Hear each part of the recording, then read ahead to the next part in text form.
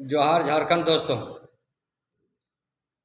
आज कुछ मुद्दा हम लोग पीजीटी का जो रिजल्ट आया है उस पर चर्चा करने जा रहे हैं।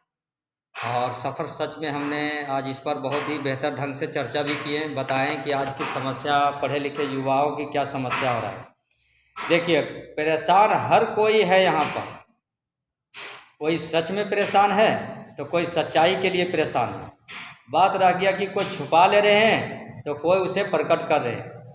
आज जो पीजीटी का जब रिजल्ट आया है तो तमाम शिक्षकों जिसका आशा था कि पीजीटी में नहीं हुआ है, तो वैसे शिक्षकों का बहुत ही निराशापूर्ण रूप से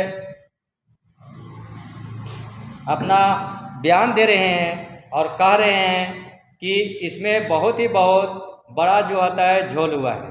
तो वास्तविक रूप से निष्पक्ष रूप से जांच होनी चाहिए, इस पर सीबीआई की जांच हो, ताकि गरीब तबके के लोग जो आकर के अपने बच्चे को पढ़ाते हैं, गांव से जो बकरी पठरू गाय भैंस बेच करके अपना मास्टर की डिग्री बच्चे को करवाते हैं, बीएड करवाते हैं, ये आशा में कि ताकि मेरा बच्चा एक सिविल नागरिक बने और एक अच्छे जॉब हो और एक टीचर बने। लेकिन यहाँ झारखंड जो है जंगल राज की स्थिति बन चुका है। हेमंत सोरेन के समय जब बहाली हुआ था लैब असिस्टेंट और पीजीटी का, उस समय उसी एजेंसी ने सीजीएल की एग्ज़ाम लिया गया, लेकिन सीजीएल की एग्ज़ाम 9 घंटा के अंदर जब वो एग्ज़ाम लीक हो गया और लीक होने के बाद उस एग्ज़ाम को कैंसिल कराया। जब सरकार तक ये आवाज़ पहुंची तो एग्ज़ाम को कैंसिल करा दिया गया। लेकिन क्या गारंटी है, बार बार विद्यार्थियों की यही मांग है कि क्या गारंटी है कि लैब असिस्टेंट और पीजीटी की जो एग्ज़ाम हुआ है उस एजेंसी ने उस पेपर को लीक नहीं किया है। वो भी पेपर में सेटिंग हुआ है और ज़बरदस्त हुआ है, 100% हुआ है। तभी तो इसकी मांग कर रहा है प्रत्येक झारखंड के पढ़े लिखे नौजवान युवक मांग कर रहे हैं कि इस पर सीबीआई की निष्पक्ष जांच होनी चाहिए। अब रह गया कि हेमंत सोरेन तो खुद स्वयं जेल चले गए करप्शन के आरोप में। अब उसके बदले में चंपई सोरेन आए और चंपई सोरेन जो है वो झारखंड के नए मुख्यमंत्री बने। उसने पीजीटी का रिजल्ट घोषणा किया और रिजल्ट घोषणा करने के बावजूद उसने और बहुत सारे पीजीटी के ज्वाइन भी दिए। तो जब रिजल्ट घोषणा हुई है इसमें इस पर निष्पक्ष सीबीआई की मांग किया जा रहा है विद्यार्थियों के द्वारा, क्योंकि बहुत ऐसे विद्यार्थी हैं जो मास्टर की डिग्री लेने के बाद 10-10 साल से पढ़ा रहे हैं। उसे आशा था कि हमें पीजीटी में रिजल्ट आने वाला है, लेकिन पता चला कि उससे कमज़ोर विद्यार्थियों का पीजीटी में सिलेक्शन हो गया। लेकिन जो 10 सालों से एक मेहनत पूर्वक से पढ़ा रहे थे और खुद भी सेल्फ स्टडी में अपना समय को झोंके हैं और उसके बाद भी उसका अच्छा खासा क्वेश्चन बनने के बावजूद रिजल्ट नहीं आया। और कुछ ऐसे सेंटर को उसने साबित भी करके दिखाए हैं कि उस जगह पर कि सतवत जो होता है, ये देखिए यहाँ पर दिए हैं कि किस एजेंसी ने एग्जाम लिया है, तो वो एजेंसी है सतवत इन्फोटेस सेल प्राइवेट लिमिटेड और श्रेया डिजिटल जो झारखंड में स्थित है, ये बोकारो डिस्ट्रिक्ट में। और एक ही सेंटर से लगभग 40 से 45 कैंडिडेट का वहाँ से सिलेक्शन हुआ है, जिसमें बहुत ऐसे कैंडिडेट हैं जो एवरेज स्टूडेंट के अंदर रहा है। तो इस पर विपक्ष की सरकार से विपक्ष की जो राष्ट्रीय अध्यक्ष लक्ष्मीकांत, जिससे लक्ष्मीकांत से मिले और मिलने के बाद उसे विज्ञापन सौंपे हैं और एक लेटर भी दिए कि ताकि इस पर सीबीआई की जांच हो। लेकिन वो जांच कहाँ तक हद तक सक्सेस होगा इसकी कोई गारंटी नहीं है। जिस पर क्या होता है कि जिसमें व्यवसायिक वर्ग के कुछ लोग ऐसे हैं जिसके पास पैसा है तो वो नौकरी ज्वाइन कर ले रहे हैं, जिसके पास पैसे नहीं है वो गरीब बेचारा टैलेंट होने के बावजूद भी उसे जॉब नहीं मिल पा रहा है।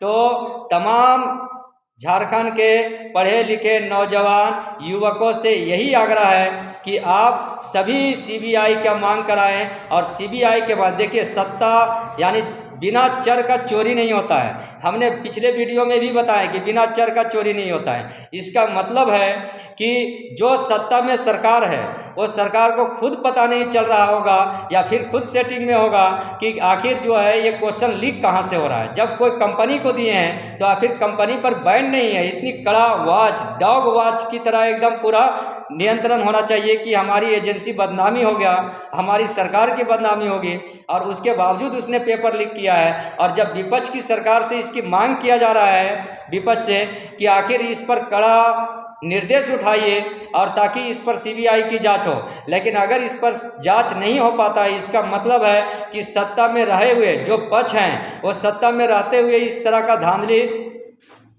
होने से उसने मजबूर कर दिया।